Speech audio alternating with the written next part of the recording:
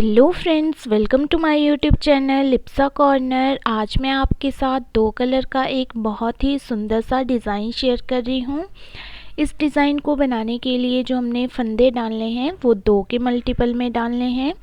और इस डिज़ाइन को बनाने से पहले आप यहाँ बॉर्डर डाल सकते हैं और बॉर्डर के डिज़ाइंस देखने के लिए आप मेरे चैनल पे विज़िट कर सकते हैं। बॉर्डर डालने के बाद जो है आप यहाँ पे 4 जो है सीधी सीधी लाइनें दे दें, या फिर अगर ऐसे ही बिना लाइनें दिए हुए आप स्टार्ट करना चाहते हैं तब भी इसको स्टार्ट कर सकते हैं। तो आइए शुरू करते हैं इसको बनाना। इसके लिए हमने यहाँ दूसरा कलर यूज़ करना है। मैं यहाँ रेड कलर यूज़ कर रही हूँ। पहला फंदा जो है वो हमने सीधा ही बुनाई कर लेना है। उसके बाद जो हमारे यहाँ आगे 2 फंदे हैं, इन 2 फंदों को छोड़ के तीसरे और दूसरे फंदे के बीच में नीडल को डालना है और इस तरह से हमने लूप लेना है। इस लूप को ना हमने ज़्यादा टाइट रखना है, ना ही हमने ज़्यादा लूज़ रखना है। उसके बाद जो है धागा अपनी तरफ करके आगे के जो 2 फंदे हैं, इन दोनों फंदों को इस तरह से बैक लूप से एक कर देना है।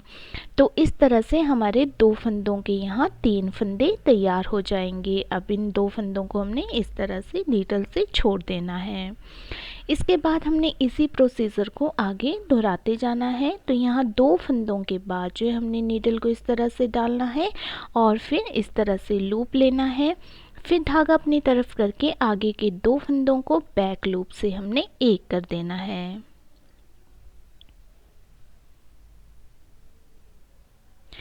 फिर से आगे हमने यही प्रोसीजर दोहराना है। आगे के 2 फंदों के बाद हमने नीडल को डालना है, लूप लेना है और फिर धागा जो है अपनी तरफ करके इन 2 फंदों का बैक लूप से एक कर देना है। तो इसी तरह से हमने इस पूरी की पूरी रो को कंप्लीट करना है।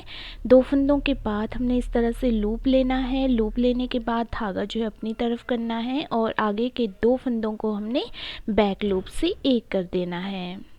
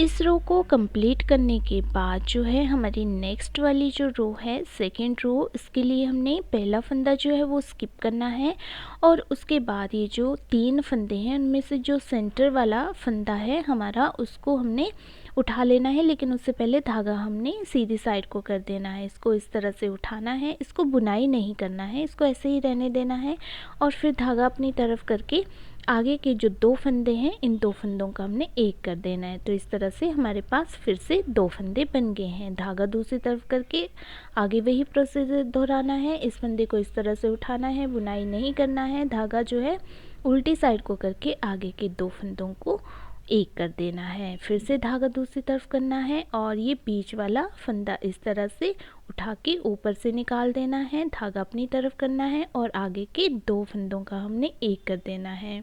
एक बार फिर से देखिए, धागा हमने सीधी साइड को करना है, बीच वाला फंदा ऊपर से उतार देना है, फिर धागा अपनी तरफ करना है और आगे के 2 फंदों को हमने उल्टा बुनाई कर देना है, एक बना देना है। तो इसी तरह से हम इस पूरी की पूरी रो को कंप्लीट कर लेंगे। ये जो पैटर्न है इसमें सिर्फ ये 2 ही रो हैं जिनमें ये डिज़ाइन पड़ता है, बाकी जो है 4 रोज़ बिल्कुल सीधी पड़ती हैं। तो ये डिज़ाइन बनाना बहुत ईजी है और जो स्टार्टिंग में निटिंग सीख रहे हैं वो भी आसानी से इसको बना सकते हैं। इस पैटर्न को आप कलरफुल थ्रेड्स के साथ भी बना सकते हैं। मैं यहाँ इसको सिर्फ 2 ही कलर के साथ बना रही हूँ।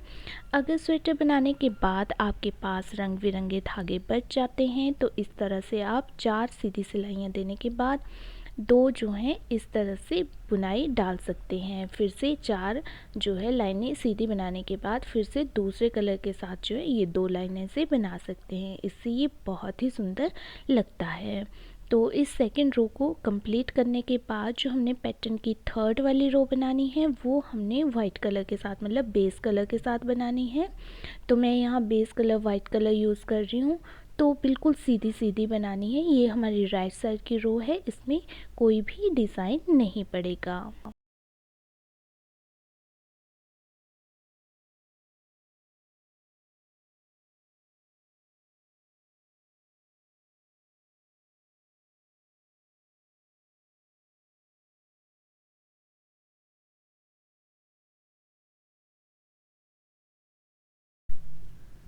थर्ड रो को कंप्लीट करने के बाद जो हमारे पैटर्न की फोर्थ वाली रो है वो हमारी रॉन्ग साइड की रो है और इस रो को भी हमने पूरा का पूरा उल्टा ही बनाना है। इसमें भी किसी भी प्रकार का कोई डिज़ाइन नहीं पड़ेगा।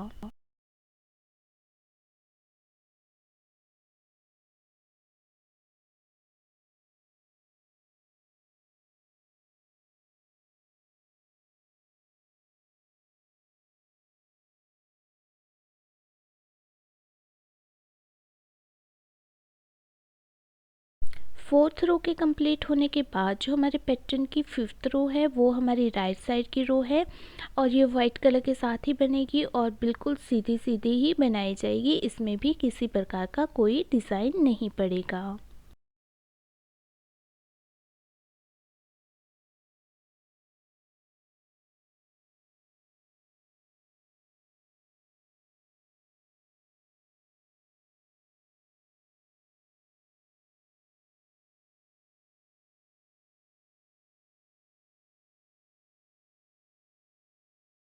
फिफ्थ रो को कंप्लीट करने के बाद जो हमारे पैटर्न की लास्ट और सिक्स्थ रो है वो हमारी रॉन्ग साइड की रो है। इसको हमने पूरा का पूरा उल्टा ही बनाना है और इसमें भी हमने किसी प्रकार का कोई डिज़ाइन नहीं डालना है।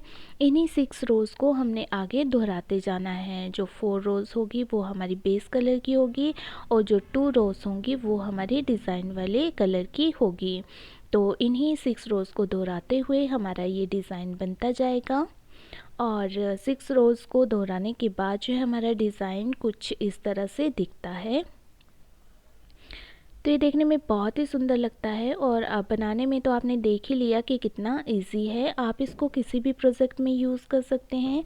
आप इसको बेबी स्वेटर में डाल सकते हैं, साथ ही लेडी स्वेटर में यूज़ कर सकते हैं, साथ ही आप सिंपल सा बॉर्डर डाल के इसको जेंट्स स्वेटर में भी डाल सकते हैं, तब भी ये बहुत ही अच्छा लगता है।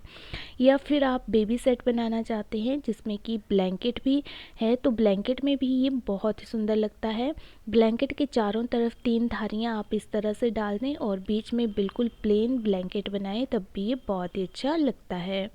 तो उम्मीद करती हूँ कि आपको ये पैटर्न पसंद आया होगा। तो मेरी इसी तरह की वीडियोस देखने के लिए अगर आपने मेरे चैनल को सब्सक्राइब नहीं किया है तो सब्सक्राइब कर दीजिए।